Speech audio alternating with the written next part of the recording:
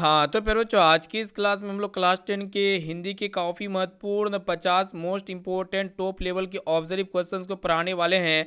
तो जिस भी विद्यार्थी का पेपर 17 फरवरी के दिन है और बेसब्री से इंतजार कर रहे हैं कि आखिरकार वायरल ऑब्जर्व क्वेश्चंस कब तक आएंगे, तो फिर बच्चों हम यहाँ पे फाइनली वायरल ऑब्जर्व क्वेश्चंस को लेके आ चुके हैं। वही से वायरल ऑब्जर्व क्वेश्चंस को पढ़ाने वाले हैं जो कि आपके एग्जाम में 2026 के एग्जाम में 100% पेपर में 100% छपेगा ही छपेगा। इसलिए संपूर्ण विद्यार्थी क्या कीजिएगा, इस क्लास को आप शुरू से लेकर आखिरी तक जरूर देखिएगा। और प्यारे बच्चों, ये 50% में से आपको पहले से कितना परसेंट का आंसर याद था, इसका जवाब आपको क्लास को पूरा देखने के बाद आपको बता देना है, ठीक है, ईमानदारी से। तो प्यारे बच्चों, संपूर्ण विद्यार्थी फटाफट से वीडियो को लाइक कर दीजिए। प्यारे बच्चों, चैनल पर नए हैं तो चैनल को सब्सक्राइब कर लीजिए। साथ में बगल में नोटिफिकेशन बेल आइकन आएगा, इसे प्रेस करके ऑल पर जरूर सेलेक्ट कर लीजिएगा प्यारे बच्चों ना। और जैसे हम क्वेश्चंस पढ़ेंगे ना, तो उसका आंसर अगर आपको पता है तो उसका आंसर आप बेझिझक बता सकते हैं कमेंट करके। तो चलिए प्यारे बच्चों देखते हैं। पे आज का पहला प्रश्न देखिएगा, आपको बताना है कि सावरदैया भाषा के सफल कहानीकार कौन है। काफ़ी इंपॉर्टेंट है प्यारे बच्चों। तो इनके कहानीकार जो है ना प्यारे बच्चों, राजस्थानी है, जो कि यहाँ पे ऑप्शन नंबर डी इसका राइट आंसर हो जाएगा। आप इसे अच्छी तरीके से याद रखिए, आपके एग्जाम के लिए बहुत important most VVI observe question है। अब आइए प्यारे बच्चों देखते हैं यहाँ पे दूसरा नंबर प्रश्न को देखिएगा, आपको बताना है कि बिस्मिल्लाह खां सिर किसकी इबादत में झुकता है। बिस्मिल्लाह खां का जो सिर है ना प्यारे बच्चों, किसकी इबादत में झुकता है, तो शिवड़ की इबादत में झुकता है। आपको ये पता होना चाहिए, ऑप्शन नंबर सी इसका राइट आंसर हो जाएगा। और आपके एग्जाम में एक प्रश्न ये पूछे जाते हैं कि बिस्मिल्लाह खां का के बचपन का नाम क्या था प्यारे बच्चों, तो इनके बचपन का नाम अमीरुद्दीन था प्यारे बच्चों। आप इसको याद रखिएगा, आपके एग्जाम के लिए काफ़ी इंपॉर्टेंट है अमीरुद्दीन ना। एग्जाम में जो जो क्वेश्चंस पूछे जाते हैं वही क्वेश्चंस हम आपको प्रोवाइड करेंगे प्यारे बच्चों। अब आइए बाबू देखते हैं यहाँ पे नेक्स्ट क्वेश्चन, ध्यान से देखिएगा। आपको बताना है कि तीन बेटे की माँ थी, तो तीन बेटे की माँ कौन थी प्यारे बच्चों, तो आपको पता होना चाहिए सीता थी, जो कि यहाँ पे बी ऑप्शन में दिया हुआ है। और सीता के बेटे बेटे कितने थे प्यारे बच्चों, तो तीन थे। सीता के बेटे का नाम अगर आपसे पूछा जाए तो आप हमें कमेंट सेक्शन में जाके बता सकते हैं। प्यारे बच्चों देखिए, यहाँ पे आपको ये बताना है कि यतीन्द्र मिश्र का जन्म कहाँ पे हुआ था। बहुत इंपॉर्टेंट आपके एग्जाम के लिए, 2026 के एग्जाम में 100% पूछे जाएंगे। तो इनका जन्म जो हुआ था ना प्यारे बच्चों, कहाँ पे हुआ था, तो आप सभी को पता होना चाहिए उत्तर प्रदेश, जो कि अयोध्या में हुआ था प्यारे बच्चों। यानी कि यहाँ पे ए वाला ऑप्शन इसका राइट आंसर हो जाएगा। और ये भी प्रश्न आपके एग्जाम के लिए काफ़ी इंपॉर्टेंट है, अच्छी तरीके से याद रखिएगा। अब देखिए बाबू, यहाँ पे आपको बताना है कि सीता के कितने लड़के थे, तो सीता के तीन लड़के थे प्यारे बच्चों। आपको ये पता होना चाहिए, ए वाला ऑप्शन इसका राइट आंसर हो जाएगा। और सीता का छोटा बेटा का नाम क्या था प्यारे बच्चों, बिज्जू था ना। सीता के छोटे लड़के का नाम क्या था प्यारे बच्चों, बिज्जू था। और बड़ा लड़का का नाम क्या था प्यारे बच्चों, कैलाश था। ये सभी को आपको पता ना होना चाहिए, आपके एग्जाम में प्रश्न पूछ ले आते हैं। अब देखिए प्यारे बच्चों, आपको बताना है कि नरकट का प्रयोग किस वाद्य यंत्र में होता है, तो इनका प्रयोग जो है ना प्यारे बच्चों, शहनाई वाद्य यंत्र में होता है। यानी कि यहाँ पे ए वाला ऑप्शन इसका राइट आंसर हो जाएगा प्यारे बच्चों। और आपके एग्जाम में एक प्रश्न ही पूछे आते हैं कि बिस्मिल्लाह खां की शहनाई किस पर्व से जुड़ी हुई है, तो मुहर्रम पर्व से जुड़ी हुई है। अब आइए बाबू देखते हैं, यहाँ पे आपको ये बताना है कि किस दिन सीता को लगा कि लापसी बिल्कुल फीकी है, ये ना पूछा गया है। तो प्यारे बच्चों कौन से दिन लगा था, तो नहर सिंह जी वाले दिन में लगा था, जो कि यहाँ पे देखिए ए ऑप्शन में दिया हुआ है। ए वाला ऑप्शन इसका राइट आंसर हो जाएगा। अब आइए बाबू देखते हैं, यहाँ पे आपको ये बताना है कि धरती कब तक घूमेगी कैसी कहानी है। तो ये एक प्रकार का जो है ना किस प्रकार की सामाजिक कहानी है, जो कि यहाँ पे देख सकते हैं। ऑप्शन नंबर डी में आपका दिया हुआ बाबू, यहाँ पे डी वाला ऑप्शन इसका राइट आंसर हो जाएगा। आप इसे अच्छी तरीके से याद रखिए, आपके एग्जाम के लिए बहुत इंपॉर्टेंट है ना। अब देखिए बाबू, नेक्स्ट क्वेश्चन की तरफ बढ़ चलते हैं। एक एक क्वेश्चन को अच्छी तरीके से याद करते हुए चलिए, एक भी क्वेश्चन को आपको इसकी वगैरह कुछ भी नहीं करना प्यारे बच्चों ना। तो प्यारे बाबू देखिए, यहाँ पे नेक्स्ट क्वेश्चन की तरफ बढ़ चलते हैं। यहाँ पे अगर बात किया जा रहा है अगला प्रश्न का, ध्यान से देखिएगा आप। यहाँ पे देखिए पर जो 10वां नंबर प्रश्न क्या कह रहा है, देखिएगा प्यारे बच्चों, कि मंगू की प्राकृतिक मौत को क्या मानती थी ना, पूछा गया है। तो क्या मानती थी प्यारे बच्चों, आपको ये पता होना चाहिए। तो छुटकारा मानती थी, जो कि यहाँ पे ऑप्शन नंबर सी में दिया हुआ है। सी वाला ऑप्शन इसका राइट आंसर हो जाएगा। अब आइए बाबू देखते हैं, यहाँ पे नेक्स्ट क्वेश्चन की तरफ बढ़ चलती है, तो हम आपको बता दिए, ठीक है ना। अब देखिए बच्चों, नेक्स्ट क्वेश्चन की तरफ बढ़ चलते हैं। तो प्यारे बच्चों, यहाँ पे आपको बताना है कि बिस्मिल्लाह खां के बचपन का नाम क्या था प्यारे बच्चों, आप सभी को पता होना चाहिए। कमरुद्दीन था, जो कि यहाँ पे अमीरुद्दीन था प्यारे बच्चों, जो कि यहाँ पे ऑप्शन नंबर डी में आपका दिया हुआ है। डी वाला ऑप्शन इसका राइट आंसर हो जाएगा। अब देखिए, यहाँ पे नेक्स्ट क्वेश्चन आपको ये बताना है कि माँ शीर्षक कहानी का प्रमुख पात्र कौन है। काफ़ी इंपॉर्टेंट आपके एग्जाम के लिए। तो मंगू है पर जो कि यहाँ पे बी ऑप्शन में दिया हुआ बी वाला ऑप्शन इसका राइट आंसर हो जाएगा। और मंगू को अस्पताल किसने पहुंचाया था पर तो मंगू के भाई ने पहुंचाया था ना। अब देखते हैं पर नेक्स्ट क्वेश्चन आपको ये बताना है कि वी आर नारायण ने किस कहानी का अनुवाद किया था पर काफ़ी इंपॉर्टेंट है। तो ढहते विश्वास जो कन्नड़ भाषा में लिखा गया है कहानी इसी का अनुवाद किया था। यहाँ पे ए वाला ऑप्शन इसका राइट आंसर हो जाएगा। अब आइए बाबू देखते हैं यहाँ पे आपको ये बताना है कि श्रीनिवास जी का जन्म जो है ना फिर जो कहाँ पे हुआ था, बहुत इंपॉर्टेंट आपके एग्जाम के लिए। तो इनका जन्म जो हुआ था ना फिर जो कहाँ पे हुआ था, तो कोलार कर्नाटक में हुआ था, जो कि यहाँ पे बी ऑप्शन में दिया हुआ है। बी वाला ऑप्शन इसका राइट आंसर हो जाएगा।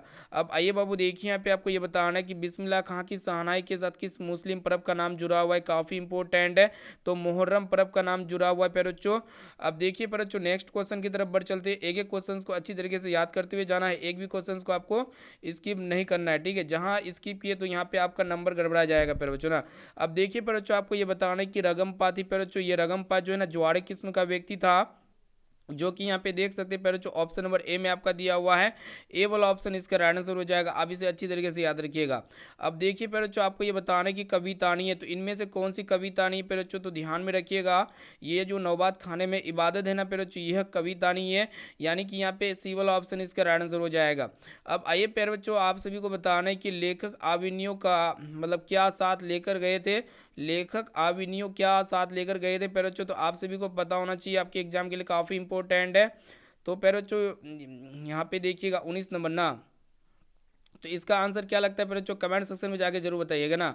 देखिए हिंदी टाइपराइटर या फिर 3-4 पुस्तक या फिर कुछ संगीत के टिप्स या फिर उपयुक्त सभी, तो उपयुक्त सभी हो जाएगा। Option number D right answer हो जाएगा पेरोचो।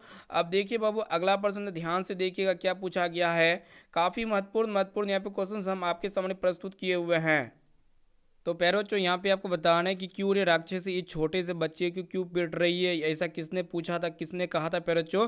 तो ऐसा बात जो है ना पैरोचो किसने बोला था, तो आप सभी को पता होना चाहिए, आपके एग्जाम के लिए काफ़ी इंपॉर्टेंट है। तो मगम्मा ने कहा था, जो कि यहाँ पे ए ऑप्शन में दिया हुआ, ए वाला ऑप्शन इसका राइट आंसर हो जाएगा। आप इसे अच्छी तरीके से याद रखिएगा ना।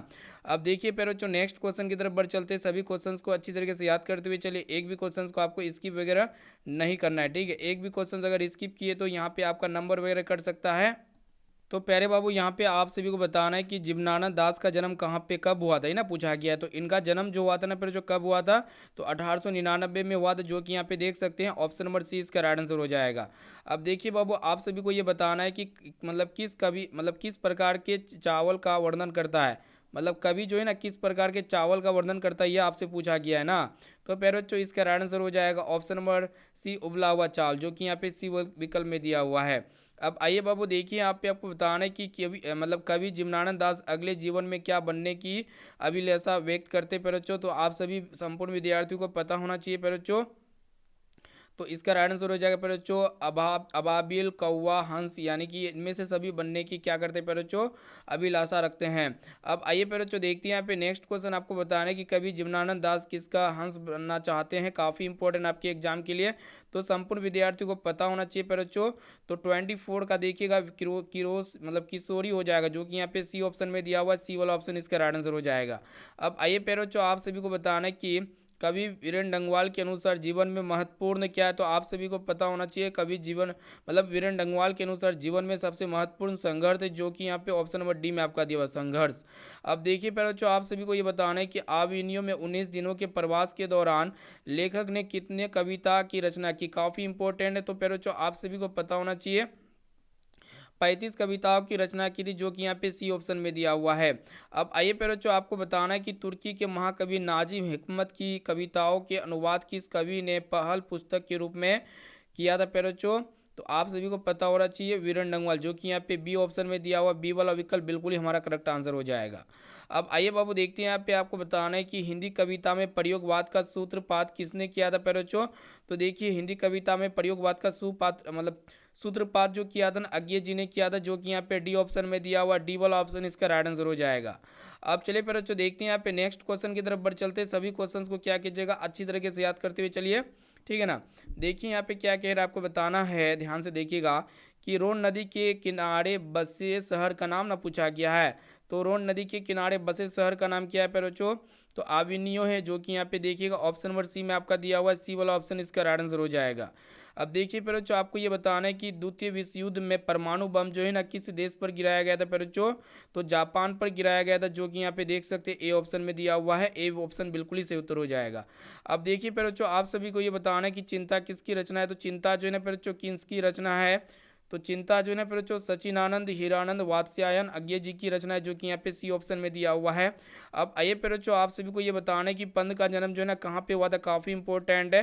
तो इनका जन्म जो हुआ था ना फिर बच्चों कहाँ पे हुआ था, तो गंगा दत्त गंगा, यहाँ पे देखिए पंत जी पूछा गया है ना, तो पंत जी का जन्म जो हुआ था ना फिर बच्चों कौसानी अल्मोड़ा में हुआ था, जो कि यहाँ पे बी ऑप्शन में बिल्कुल बिल्कुल ही सही उत्तर हो जाएगा दिया हुआ था। अब देखिए आपको ये बताना है कि रोंदनी कहाँ पे बच्चों, तो दक्षिण फ्रांस में, जो कि यहाँ पे बी ऑप्शन में दिया हुआ है। अब आइए फिर बच्चों आपको बताना है कि पंत के पिताजी का नाम पूछा गया है, तो पंत के पिताजी का क्या नाम था फिर बच्चों आप, तो इनके पिताजी का जो नाम थे ना गंगा दत्त पंत था, जो कि यहाँ पे ऑप्शन और बी में आपका दिया हुआ है। अब आइए पर बच्चों देखते हैं यहाँ पे नेक्स्ट क्वेश्चन की तरफ बढ़ चलते हैं, सभी क्वेश्चंस को अच्छी तरीके से याद करते हुए चलिएगा ना। देखिए पर बच्चों आपको ये बताना है कि जार शाही में क्या थी, तो जार शाही में जो है ना फिर जो सोवियत रूस थी, जो कि यहाँ पे ए ऑप्शन इसका राइट आंसर हो जाएगा। अब देखिए आपको बताना है कि पंत के पिताजी का नाम पूछा गया, तो पंत के पिताजी का क्या नाम था फिर बच्चों, तो इनके पिताजी का नाम पूछा गया है, तो सरस्वती देवी हो जाएगा, जो कि यहाँ पे ऑप्शन नंबर बी इसका राइट आंसर हो जाएगा।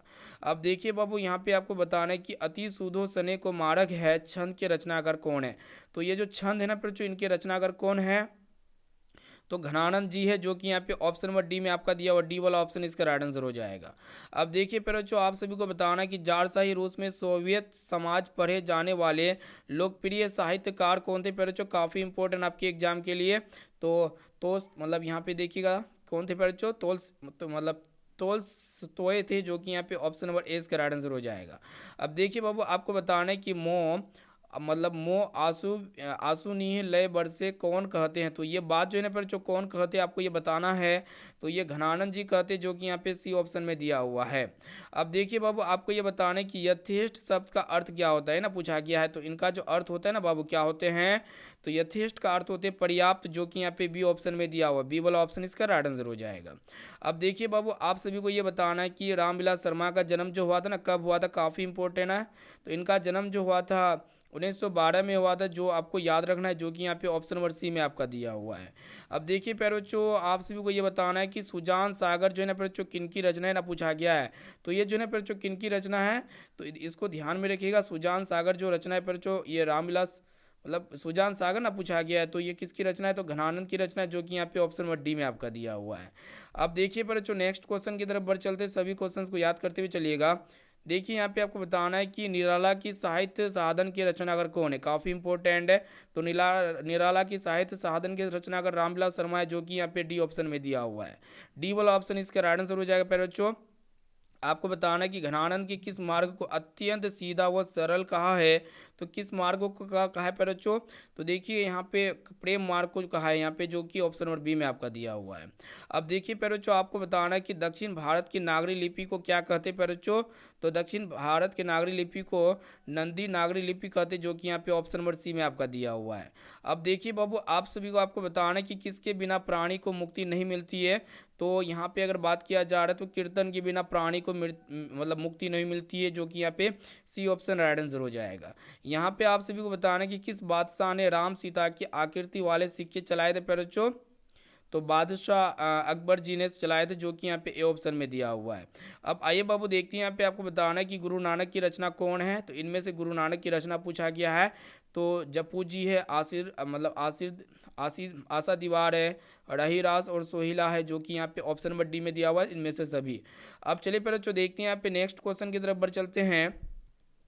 तो प्यारे बच्चों देखिए यहाँ पे आपको बताना है कि गुनाकर मूले का जन्म जो है ना कहाँ पर हुआ था, काफ़ी इंपॉर्टेंट आपके एग्जाम के लिए, इनका जन्म कहाँ पे हुआ था, महाराष्ट्र में हुआ था, जो कि यहाँ पे सी ऑप्शन में दिया हुआ है, याद रखिएगा आपके एग्जाम के लिए काफ़ी इंपॉर्टेंट है। यहाँ पे आपको बताना है कि निम्न भाषाओं में किस भाषा को देवनागरी लिपि में लिखते हैं प्यारे बच्चों, तो आपको पता होना चाहिए हिंदी भाषा को लिखते हैं ना, जो कि यहाँ पे डी ऑप्शन में दिया हुआ है। अब आइए प्यारे बच्चों देखते हैं यहाँ पे नेक्स्ट क्वेश्चन की तरफ बढ़ चलते हैं, ध्यान से देखिएगा। आपको बताना है कि टकसोल शब्द का अर्थ क्या होता है, तो इसका अर्थ जो होता है ना बच्चों का चीज होता है, तो जहाँ सिक्के ढलते हैं ना, जो कि यहाँ पे बी ऑप्शन में दिया हुआ है। अब आइए बाबू देखते हैं यहाँ पे आपको बताना है कि गुरु कृपा की महत्ता का वर्णन किस कवि ने किया था, तो प्यारे बच्चों आपको पता होना चाहिए गुरु नानक ने किया था, जो कि यहाँ पे ऑप्शन नंबर सी में आपका दिया हुआ है। सी विकल्प बिल्कुल ही करेक्ट आंसर हो जाएगा। तो प्यारे बच्चों यहाँ पे हम काफ़ी महत्वपूर्ण मोस्ट लेवल की ऑब्जर्व प्रश्नों को पढ़ चुके हैं, ठीक है ना। तो जितने विद्यार्थी हमारे चैनल पर नए हैं तो चैनल को क्या कीजिएगा प्यारे बच्चों, सब्सक्राइब कर लीजिएगा ना। चैनल को जरूर सब्सक्राइब कर लीजिए प्यारे बच्चों। और इनके साथ साथ आपको ये बता देना है कि ये 50% में से आपको पहले से कितना परसेंट आंसर याद था। और जो विद्यार्थी वीडियो को लाइक नहीं किए तो वीडियो को लाइक कीजिए प्यारे बच्चों, ठीक है ना। और इस वीडियो को अपने दोस्तों में जरूर शेयर कीजिए प्यारे बच्चों। आप लोग वीडियो को शेयर वगैरह नहीं करते तो वीडियो को जरूर शेयर कीजिए, ताकि वो भी जो है ना बोर्ड एग्जाम की तैयारी काफ़ी अच्छी तरीके से कर सके। और ये क्वेश्चंस जो है ना स्पेशली हम आपके लिए लेके आए थे 17 फरवरी के दिन, जो आपका एग्जाम होगा ना, काफ़ी सारे प्रश्न यहीं से देखने को मिलेगा। तो प्यारे बच्चों फिर मिलेंगे अगले क्लास में प्यारे बच्चों। वीडियो को शुरू से लेकर आखिरी तक देखने के लिए प्यारे बच्चों थैंक यू।